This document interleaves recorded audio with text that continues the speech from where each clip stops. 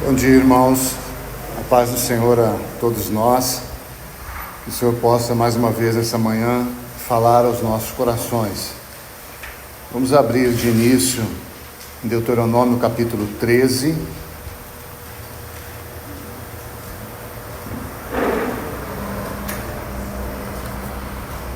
Mas também gostaria que você abrisse junto 2 Tessalonicenses capítulo 2.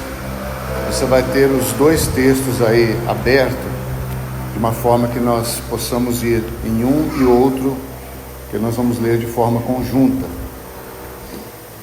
Então, Deuteronômio 13 e 2 Tessalonicenses capítulo 2.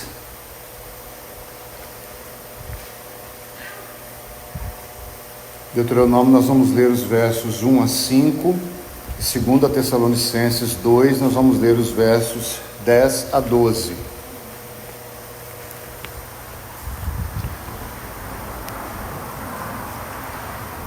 Então, Deuteronômio capítulo 13. Quando o profeta ou sonhador se levantar no meio de ti e te anunciar um sinal ou prodígio, e suceder o tal sinal ou prodígio de que te houver falado, e disser: vamos após outros deuses que não conhecestes e sirvamo-los. Então agora nós vamos ler o verso 3 aqui e depois o verso 10 de 2 Tessalonicenses. Então vamos junto. Deuteronômio 13, verso 3. Não ouvirás as palavras desse profeta ou sonhador, porquanto o Senhor vosso Deus vos prova, para saber se amais o Senhor vosso Deus de todo o vosso coração e de toda a vossa alma. Agora então, 2 Tessalonicenses 2, verso 10. E com todo o engano de injustiça aos que perecem, porque não acolheram o amor da verdade para serem salvos. Voltando então a Deuteronômio, capítulo 13, agora o verso 4.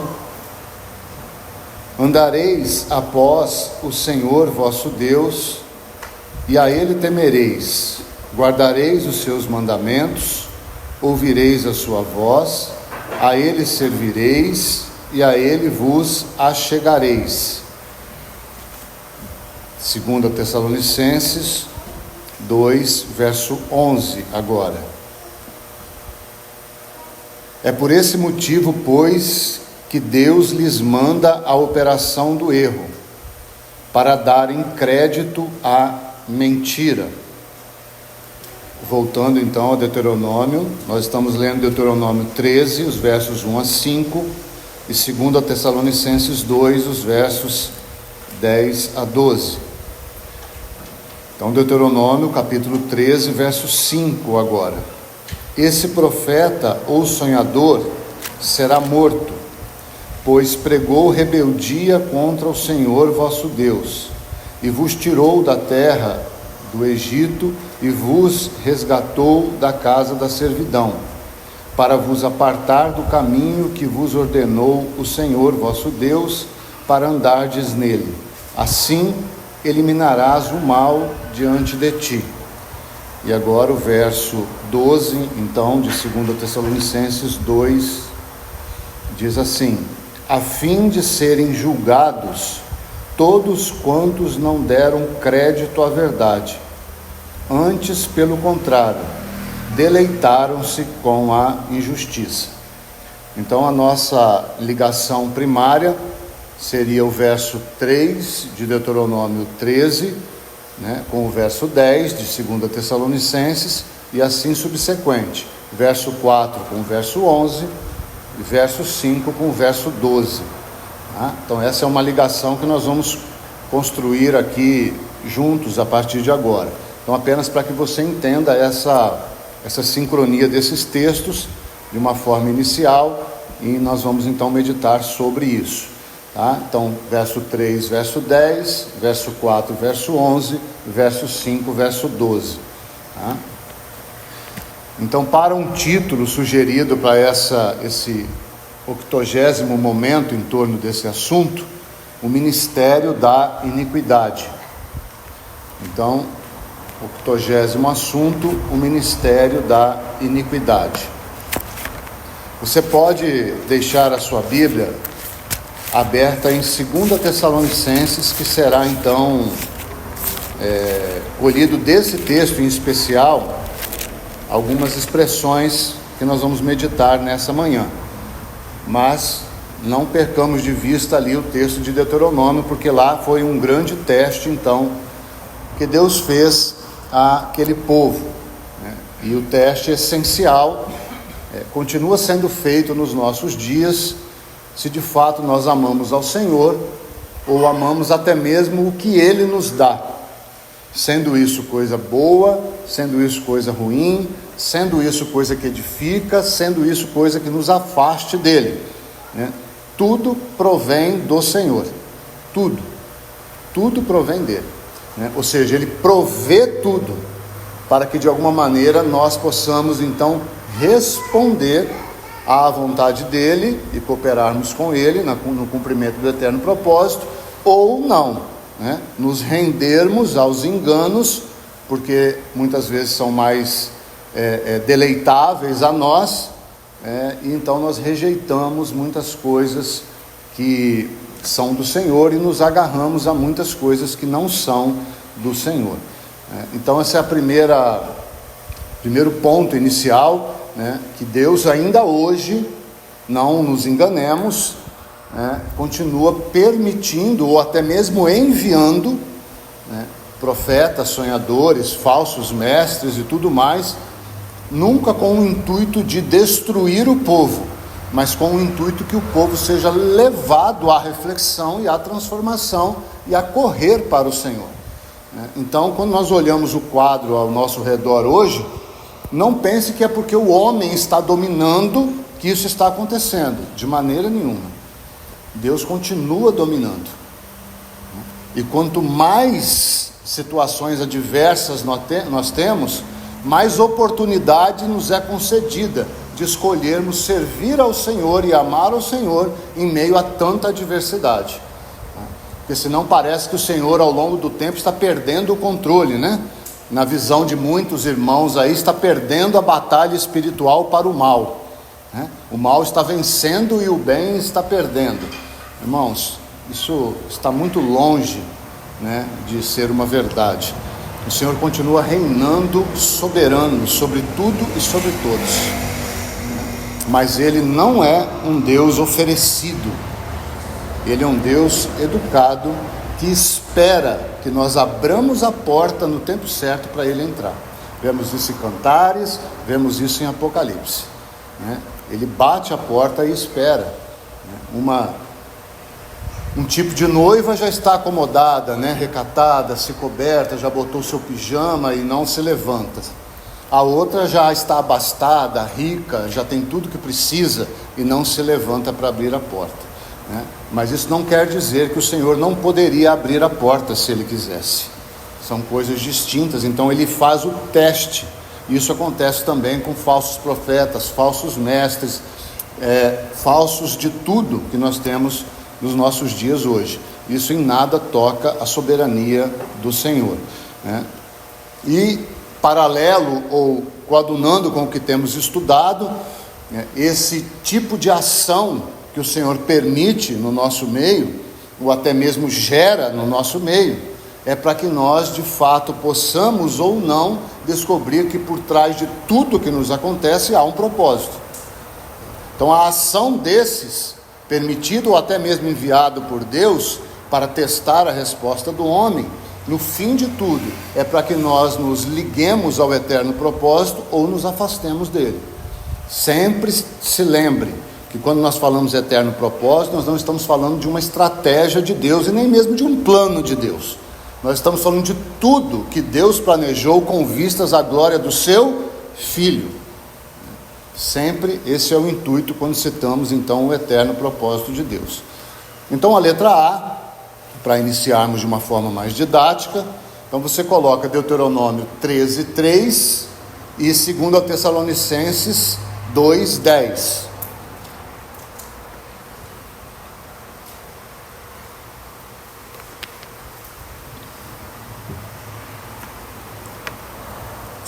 Deuteronômio 13:3, 2 Tessalonicenses 2:10.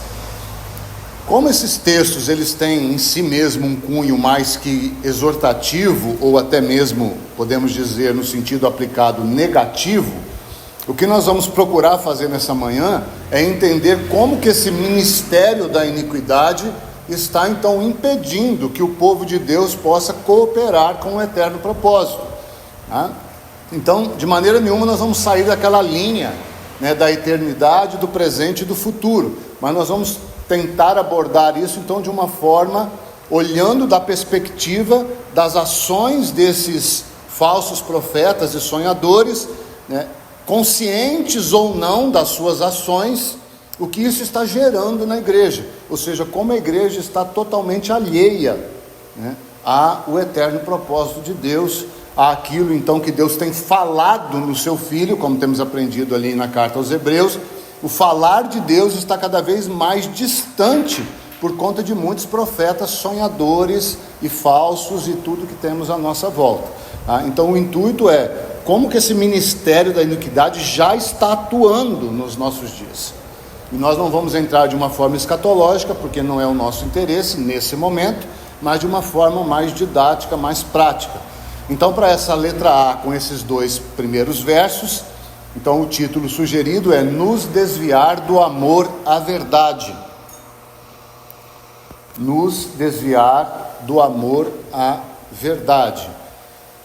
Então essa seria uma primeira ação, digamos assim, uma ação primária de todos aqueles que intencionalmente ou por ignorância tem atuado como líder, como mestre, como profeta, como guia, como pastor, como presbítero, aqui não importa, como padre, como guru, como coach, nós vamos ver, não interessa o nome, como que a maioria desses tem atuado, e então, consciente ou inconsciente, eu estou falando isso várias vezes, porque há sim líderes sinceramente enganados, mas infelizmente ou felizmente, o que isso gera no povo não será deixado de ser então trazido sobre esse líder, porque à medida que uma pessoa é colocada ou assume uma posição de instrução, ela tem que ser responsabilizada e responsável por aquilo que ensina. Então, consciente ou inconsciente, esses líderes irão ser levados a juízo, né? Então isso é algo também muito importante no que toca a todos nós, porque em esferas diferentes no ajuntamento de Deus, todos nós somos ensinadores, todos nós somos mestres, todos nós somos cooperadores, todos nós servimos uns aos outros com aquilo que temos do Senhor.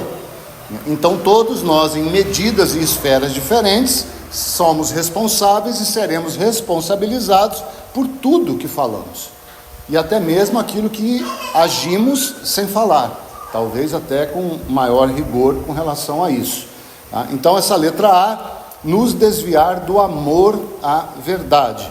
Então nós vamos pegar uma primeira expressão lá de Tessalonicenses capítulo 2, verso 10, que é essa expressão engano de injustiça. Engano de injustiça.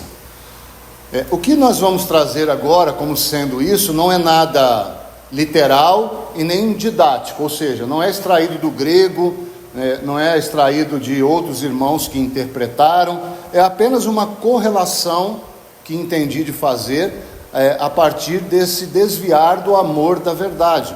Como então esse ministério da iniquidade tem conseguido desviar os filhos, porque essa palavra agora é para os filhos, ainda que de alguma maneira toque aquele que ainda não é salvo, especialmente Tessalonicenses, né? Mas ligando isso e aplicando a nós vamos tentar projetar isso de uma forma mais direta aos filhos, mas os irmãos vão ver que também tocam aqueles que não são filhos ainda. Tá? Então, esse engano da injustiça, uma das primeiras facetas desse engano é o homem é o centro da salvação.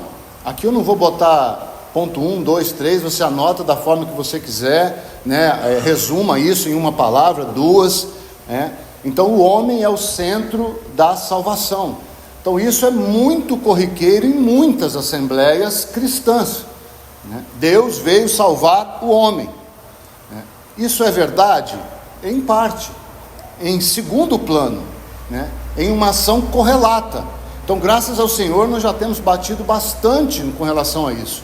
Mas esse tipo de ensino, ele então fere diretamente o eterno propósito de Deus. Porque se o homem é o centro, o eterno propósito de Deus é secundário, é irrelevante, é até mesmo inexistente. Ou seja, Deus não planejou glorificar o seu Filho. Deus planejou salvar o homem, se esse quiser a Deus ou não.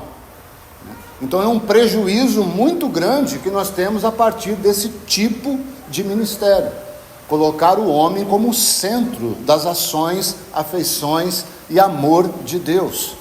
Então esse tipo de ação desvia o homem do amor à verdade. E ele passa a amar a si mesmo. E nós vemos lideranças, instituições, grupos, inúmeras pessoas se movendo em prol dos homens. Quando eu falo homens aqui, obviamente, né, todo ser humano de um modo geral, cristão ou não cristão. Então não importa o que Deus planejou, importa é o homem. Então esse é um grande erro, quando colocado então o homem no centro da ação de Deus.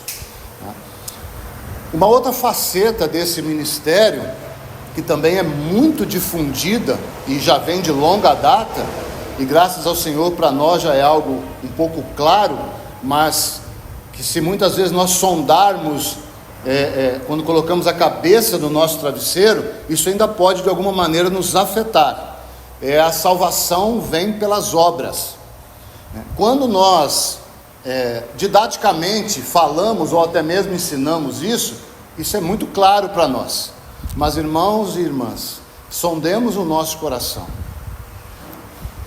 Quanto de medo vem no nosso coração de irmos para o inferno quando olhamos para as nossas obras, cristãs ou naturais?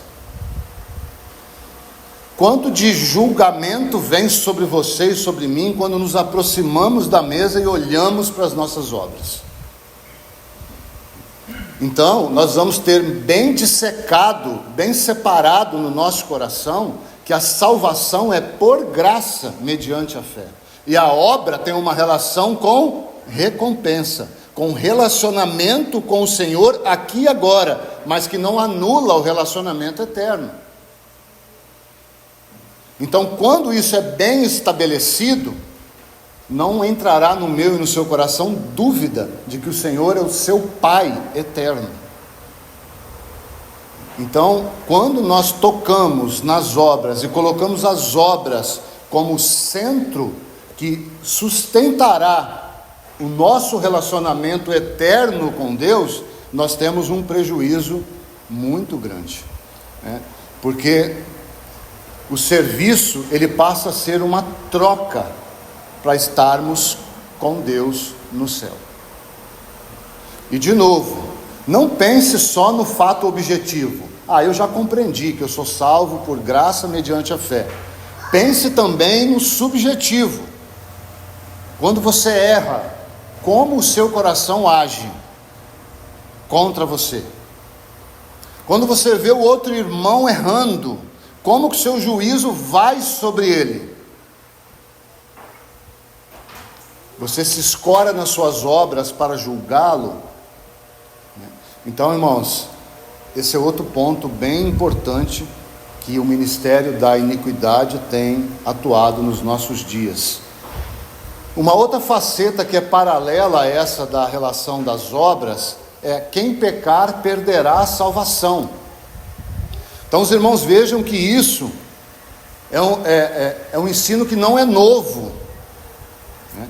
Muito pelo contrário, Se nós olharmos o cristianismo de um modo geral hoje, esse ensino, ele é mais crescente do que a segurança da salvação na obra de Cristo. O que se chama teologia hoje pende mais para o arminianismo, para o liberalismo, para o humanismo, para a salvação por obras, para se perder a salvação quando se peca. E então, quando nós temos esse tipo de faceta ganhando o nosso coração ou o nosso ajuntamento, nós voltamos ao cativeiro da morte, do qual todo aquele que já creu foi liberto.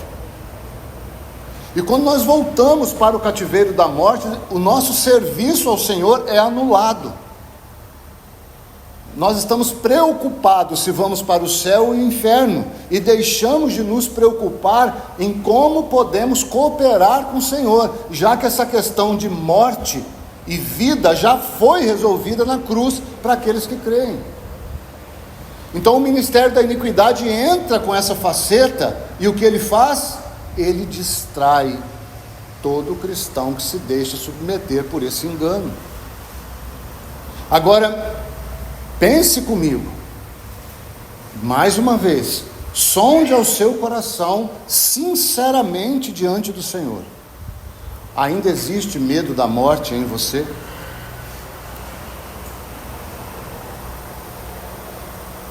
Então os irmãos precisam perceber, todos nós, que esse amor, essa aderência, essa consistência, esse se apegar à verdade,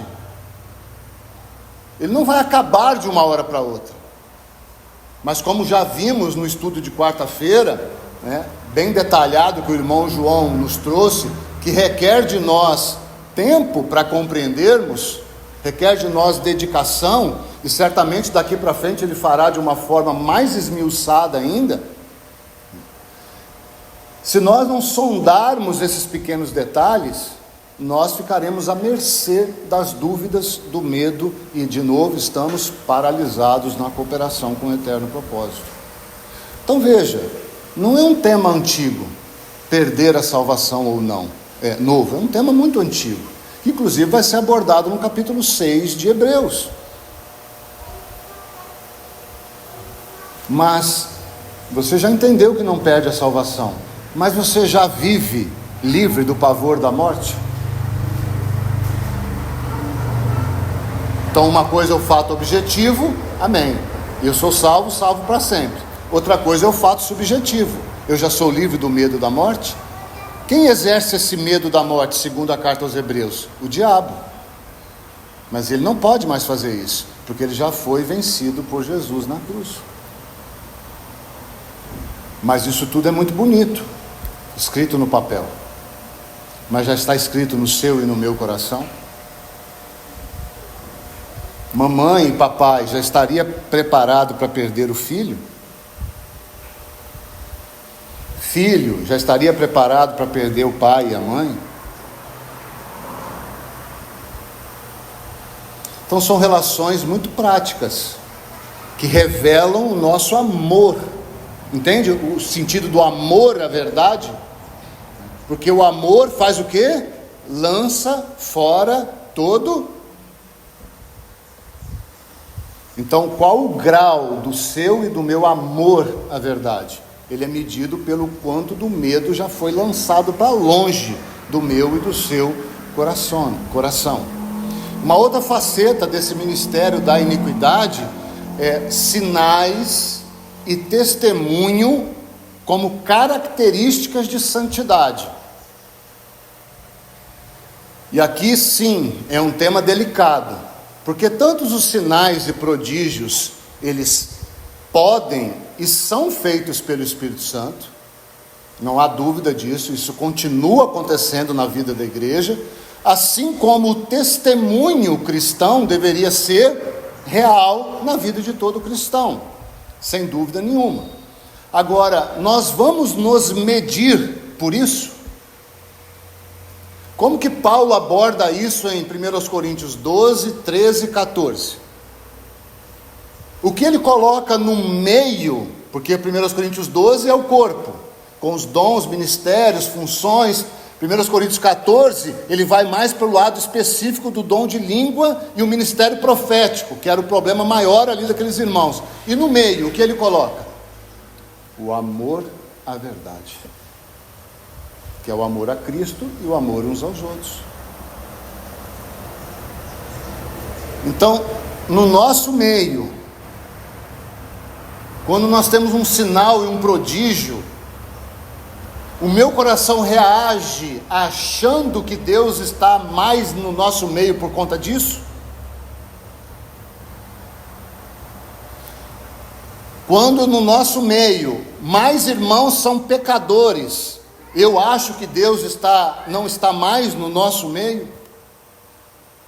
Então os irmãos percebam que isso é algo sensível, porque sim, quando nós pecamos, nós entristecemos o Espírito Santo.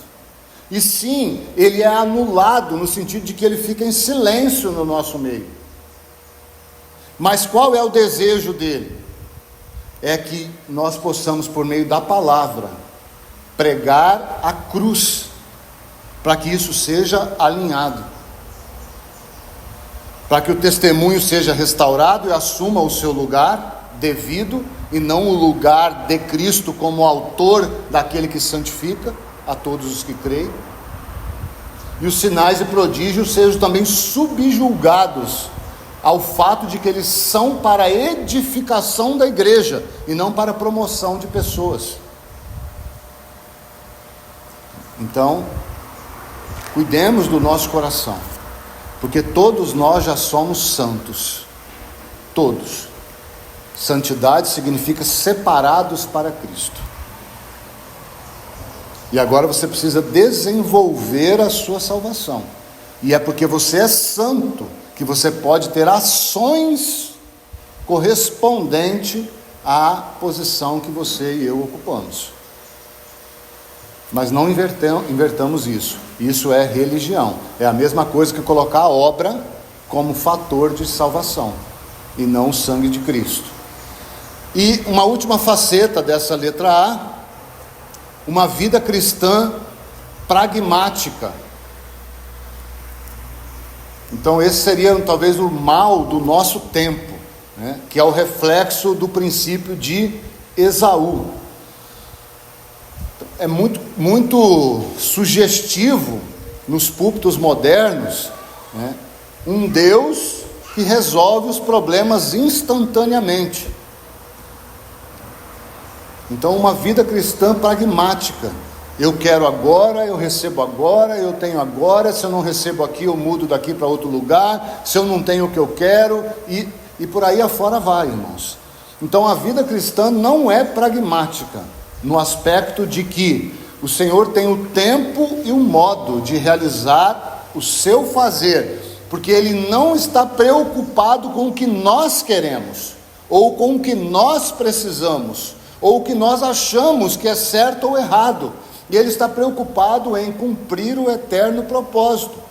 E nós então precisamos cooperar, tendo então uma vida alinhada com isso.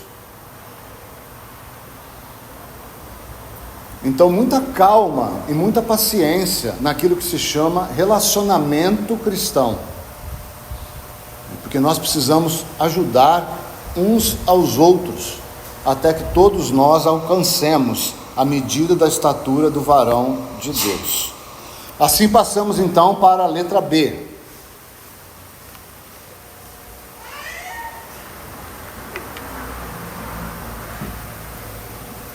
Que é algo muito próximo, porém com algumas diferenças. Então a letra B nós temos Deuteronômio capítulo 13, verso 4, unido então a 2 Tessalonicenses capítulo 2, verso 11.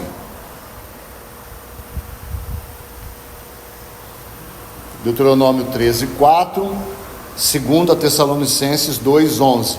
Vou ler novamente o verso 11 então de Tessalonicenses.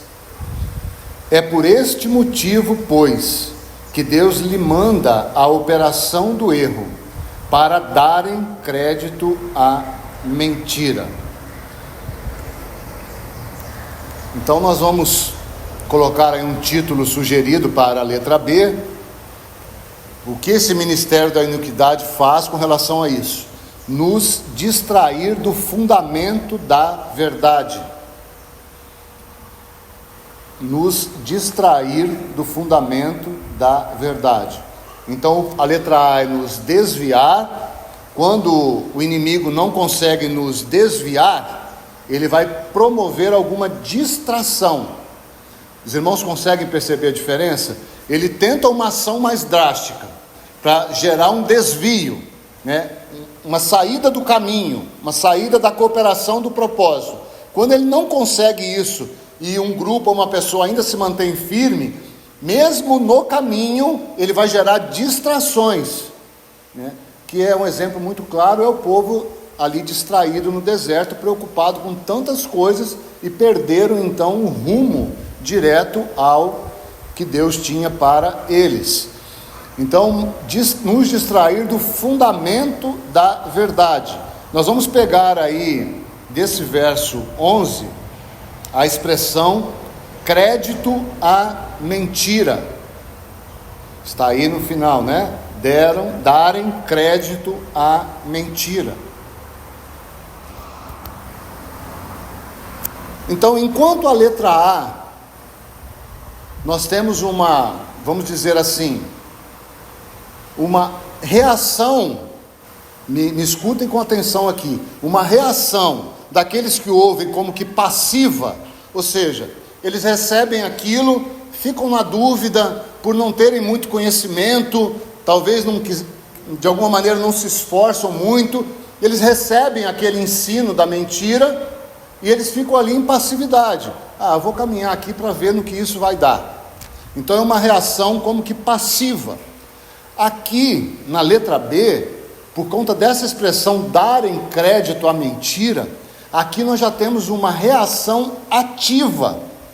E os irmãos vão perceber aqui em algumas ilustrações ou algumas facetas desse crédito à mentira que eu vou trazer.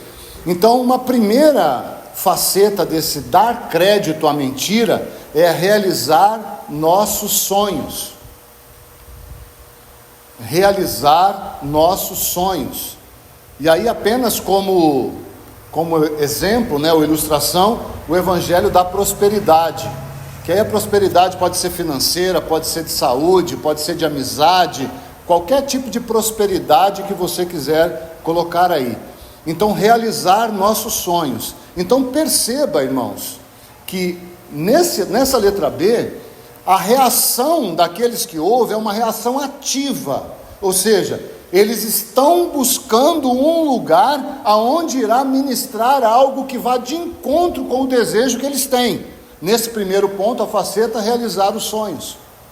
Então é uma reação ativa. Eu permaneço naquele ambiente porque de fato eu quero crer, eu quero acreditar e eu estou ali porque eu desejo que aquilo que está sendo ensinado venha de encontro com o que eu quero. E o que eu quero? Realizar os meus sonhos. Então o irmão percebeu a diferença da letra A para a letra B? A letra A é como se fosse meio que na ignorância. Haverá prejuízo? Haverá prejuízo, tanto para quem prega quanto para quem ouve. Mas aqui, irmãos, o prejuízo ainda é maior, porque é como se houvesse a oportunidade de escolher, ou fosse dada a oportunidade de sair deste ministério da iniquidade, mas aquele que ouve, não, eu escolho permanecer, porque é isso mesmo que eu quero ouvir, que Jesus vai realizar os meus sonhos. Então eu sonho e chamo Jesus para participar dos meus sonhos. Então é uma reação ativa, nesse caso negativa. Então quando eu estou envolvido em reagir com a busca de satisfazer os meus sonhos, aonde está o sonho de Deus? Lembra que Jó disse? Nenhum dos teus sonhos, os sonhos de Deus. Qual é o sonho de Deus, irmãos? Senão o eterno propósito, senão que nós ouçamos Ele falar nestes últimos dias somente pelo Seu Filho. Os irmãos percebem que eu estou tentando e sempre buscando linkar o estudo do eterno propósito com aquilo que o Senhor depositou no coração do irmão João, porque não está desvinculado, muito pelo contrário, muito pelo contrário. Não é algo que brotou na cabeça dele ou na minha por acaso. O Senhor deseja falar algo a nós, muito pontual. Agora, de novo, por que você está aqui nesta manhã? Há algum sonho que você deseja realizar ainda? E não há problema, literalmente, nisso, desde que isso não assuma o centro do seu querer estar congregando, ou estar lendo a Bíblia, ou estar orando e tantas outras coisas. Uma outra faceta que é muito crescente, mas essa sim está escancaradamente nos nossos dias, e eu vou usar a expressão aqui de uma forma obviamente irônica, né?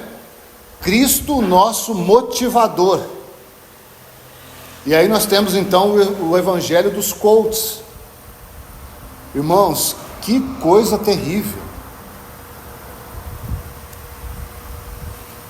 Que coisa terrível isso. Então eles usam a Bíblia para de alguma maneira massagear o meu e o seu ego, emocionar as nossas emoções.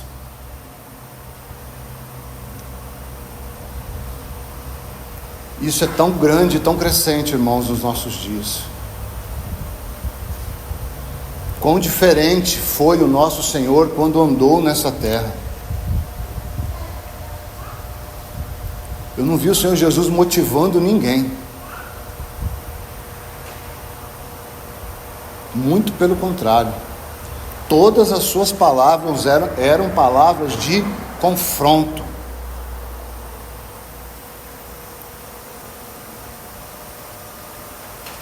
Quem quiser, tome a sua cruz e venha após mim. Você vê o Jesus voltando e pegando a cruz, falando: meu filho, toma essa cruz, olha como ela é linda, ela não é pesada, ela é sua, ela tem o seu nome, você merece. E tantos outros exemplos que poderíamos citar. Então, irmãos, cuidado com o que você ouve na internet. Já ouvimos isso na quarta-feira ou no domingo passado, que o irmão João falou. Cuidado com esse tipo de evangelho. Nós precisamos de cruz. Quanto mais nós nos embrenhamos nesse mundo, mais de cruz nós precisamos. Nós precisamos ter as asas cortadas e não alinhadas para voarmos mais. Uma outra faceta desse crédito à mentira, né? Então, de novo, você percebe que aí, antes de passar para o outro, com relação a esses coaches, você acha que o cristão que vai lá, ele não quer ouvir isso?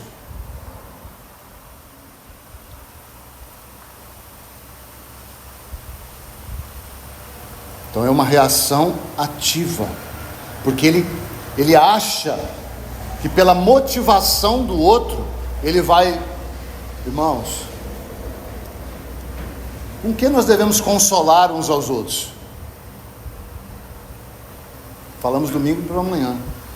Consolar com a volta do Senhor Jesus. Só que a volta do Senhor Jesus anula todos os seus sonhos, anula todas as suas probabilidades de ser próspero, anula tudo aquilo que você quer para você, para o seu marido, para o seu filho, presente ou futuro, anula tudo.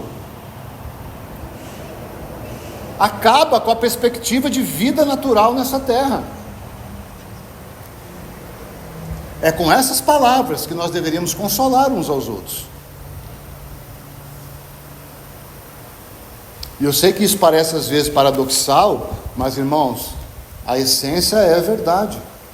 A igreja, ou o que se chama igreja hoje, está querendo preparar um lugar melhor aqui nessa terra.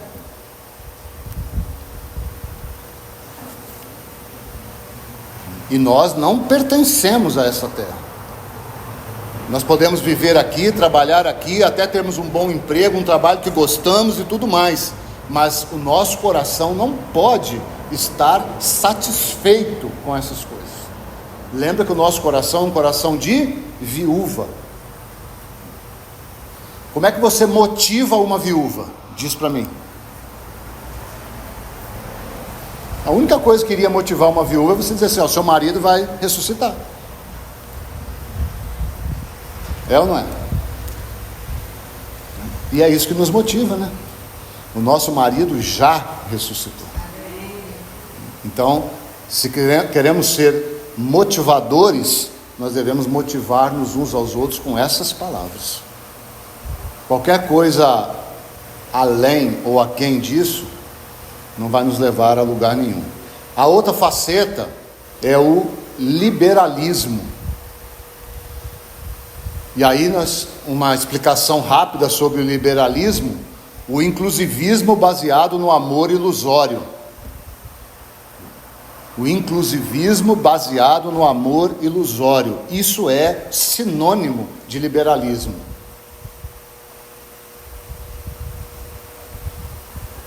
Então nós temos essa relação de que, com base no amor, nós incluímos tudo e todos para dentro de um ajuntamento, com base no amor. E aonde fica o fundamento da verdade? Bem distante, né, irmãos? Então sigamos o amor com a verdade. Ou, segundo a Bíblia, sigamos a verdade em amor.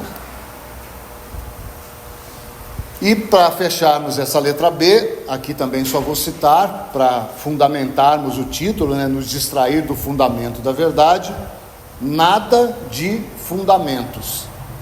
Então, cada vez menos nos nossos púlpitos hoje, nós vemos pregações sobre a Trindade, nós vemos pregações sobre a encarnação, nós vemos pregações sobre a justificação por fé, sobre a ressurreição, sobre o verdadeiro ministério do Espírito Santo, sobre o verdadeiro conteúdo e consistência e papel da igreja, sobre a segunda vinda, e aí está o milênio e a descida da Nova Jerusalém.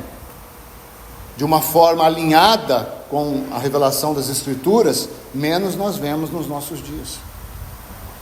Então os fundamentos estão se perdendo, por conta de que os ouvintes estão dando crédito à mentira. Percebeu a diferença? Primeiro, o mestre ensina errado. A letra B, o ouvinte quer aprender errado. Darem crédito. E o texto é tão forte que o Senhor de alguma maneira envia aquilo que nós queremos. Para quê? Deuteronômio 13, para testar e provar o nosso coração. Letra C.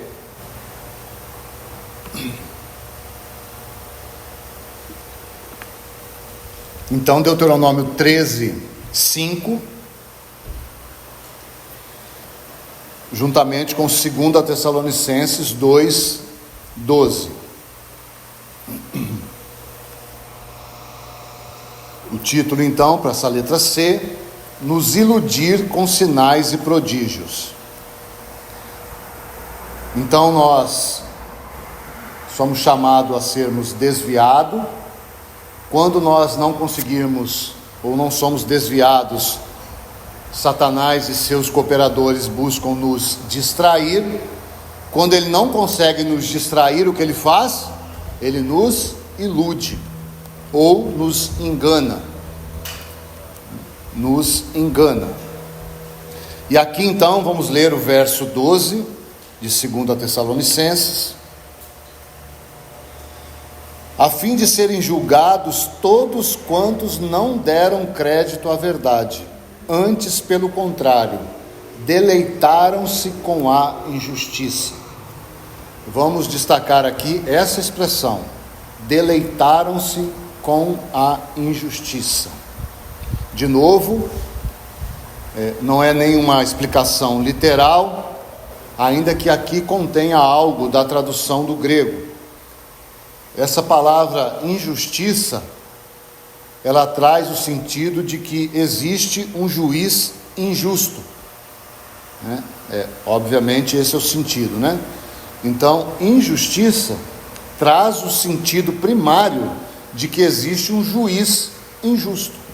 Então, se nós estamos num contexto bíblico, cristão, e a crítica é desses para com esse meio cristão, em suma, então, eles estão se deleitando em propagar que há um juiz injusto.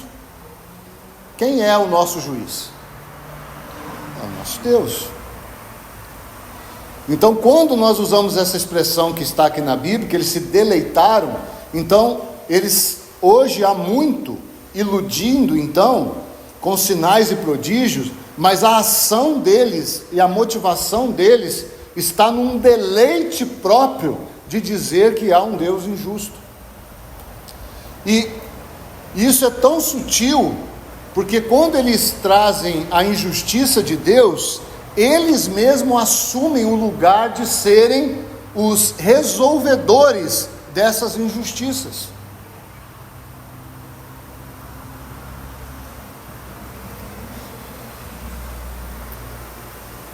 Então, quando uma pessoa está doente, é muito mais fácil, na grande maioria das vezes, você criar um cenário de cura, que pode até acontecer um cenário de cura, para que o valor esteja naquele que curou, e não de que Deus poderia estar usando a doença, como a Bíblia diz em Apocalipse, para despertar o nosso coração. Então, um sinal e um prodígio ilude e não leva à reflexão.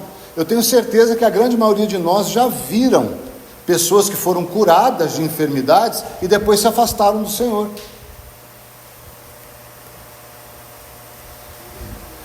Então, a injustiça traz essa realidade de que existe um juiz injusto.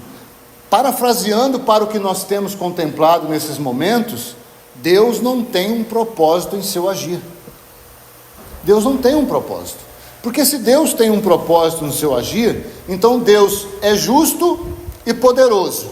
Ou seja, Deus tem um plano e Deus tem todo o poder. Então, por que nós, os seus filhos, sofremos?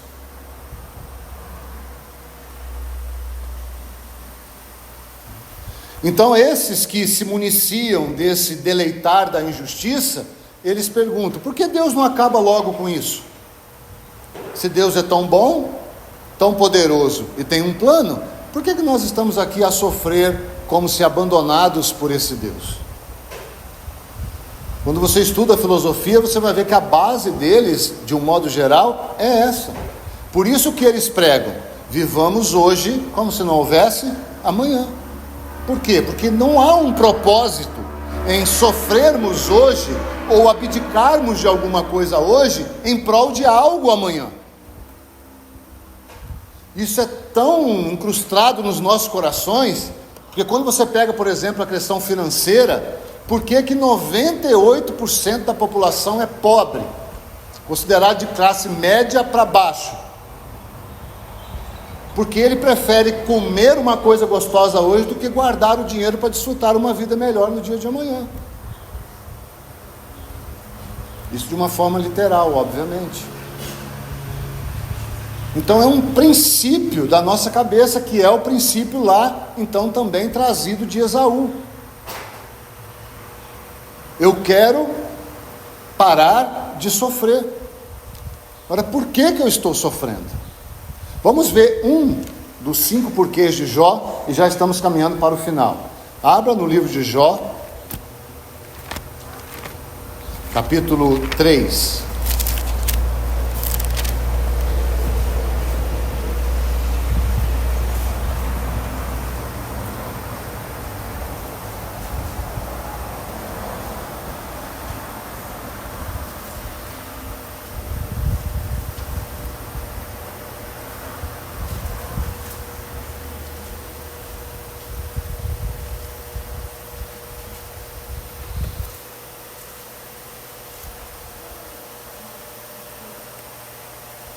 Vamos ler o verso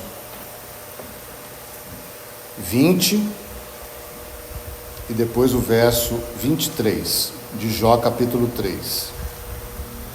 Por que se concede luz ao miserável e vida aos amargurados de ânimo.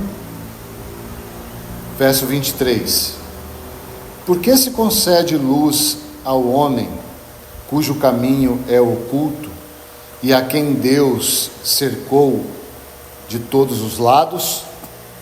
Então Jó está aqui no seu desespero, como nós já vimos.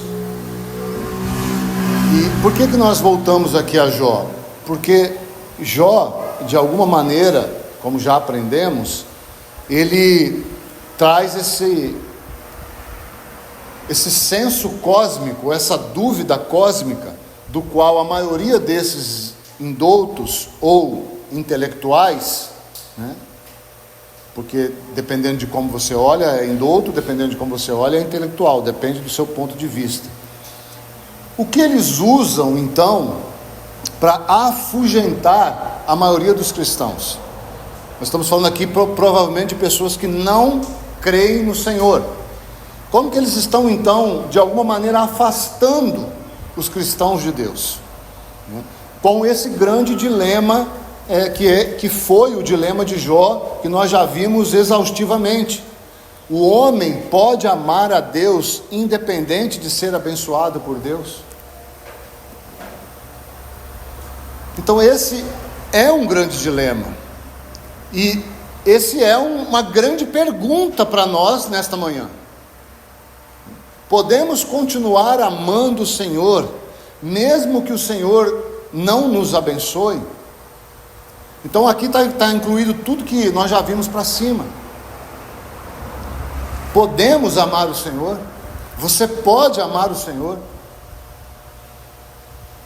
Mesmo que Ele não traga sinais, não traga prodígios, não faça movimentos, não faça nada esplendoroso, mesmo que o Senhor ande no nosso meio como uma ovelha muda, sem falar nada, nós podemos amar. Mesmo que Ele passe no nosso meio e nele não haja beleza alguma, nós ainda podemos amá-lo. Mesmo que Ele ande no nosso meio e não se atire do pináculo para dar um espetáculo, nós podemos amá-lo. Então, irmãos, essa é uma pergunta que finalizo nessa manhã para nós, que nós precisamos responder. Então, se nós temos compreendido o lugar do eterno propósito, se nós temos ansiado e valorizado o trabalho do Espírito Santo nas nossas vidas, se nós temos de alguma maneira alcançado, ainda que minimamente, o sentido da fidelidade do serviço ao Senhor, certamente a nossa resposta deverá ser um sim. Sim, podemos amar ao Senhor mesmo em meio a desafios e provas. Então é uma pergunta que você precisa responder de uma forma individual, porque senão nós vamos acabar fatalmente indo em direção a lugares que vão nos distrair e ainda mais nos iludir com aquilo que nós no fundo queremos, e seremos responsáveis por isso. Quantas pessoas hoje não querem mais congregar? Por quê? Porque de fato, irmãos, não é fácil congregar. Não é fácil. Aqui nesse momento é aguçado muitas coisas no nosso coração, no simples fato de olharmos a face do outro e conjecturarmos inúmeras situações que essa pessoa realizou durante a semana, sendo essas verdadeiras ou não. E há uma emulação de sentimentos dentro de nós que muitas vezes nós não conseguimos segurar, e nós decidimos então: eu não quero mais sentir isso, eu prefiro então me afastar, prefiro não ir. E as desculpas para não estarmos aqui encarando-nos uns aos outros de frente são muitas. Mas nós, irmãos, precisamos encarar a verdade de frente. Você é o que é, nós somos o que somos. Precisamos buscar transformação, precisamos encarar e respondermos ao que o Senhor tem falado ao nosso coração. Cada um, irmãos, dará conta por suas ações. e todos nós daremos conta das nossas ações como Assembleia. Vou deixar 4 textos anotados aí para você, se assim entender do Senhor, fazer a leitura na sua casa ainda hoje, se possível. Mateus 24, versos 23 a 25. Mateus 24, os versos 23 a 25. 2 aos Coríntios, capítulo 11, os versos 13 a 15. 2 aos Coríntios 11, 13 a 15. Apocalipse 13, os versos 11 a 18. Apocalipse 13, os versos 11 a 18. E 2 Timóteo, capítulo 4, os versos 1 a 5. 2 Timóteo 4, os versos 1 a 5. Os 3 primeiros vão trazer essa realidade de que esses falsos profetas estão aí, em algumas facetas, e Timóteo então vai dizer se nós queremos estar com esses ou queremos fugir desses. Então que o Senhor possa continuar falando ao nosso coração, que haja sempre reflexão ao que temos ouvido, e que nós nos disponhamos a nos expor à palavra do Senhor, para que ela então sonde e penetre os nossos corações e nos leve a uma vida que agrade a Ele e não a nós mesmos. Vamos orar. Ó Deus, nós te bendizemos, te agradecemos e nos colocamos aos teus pés. Ajude-nos, ó Pai, para que nós não sejamos de maneira nenhuma, ó Deus, distraídos e iludidos, mas que procuramos seguir a verdade em amor, seguindo ao Senhor, servindo ao Senhor, e sejamos sempre, ó Pai, submissos ao Senhor, para que o Senhor possa transformar as nossas vidas à tua imagem e à tua semelhança. Nós nos entregamos a Ti e oramos em Teu precioso nome. Amém.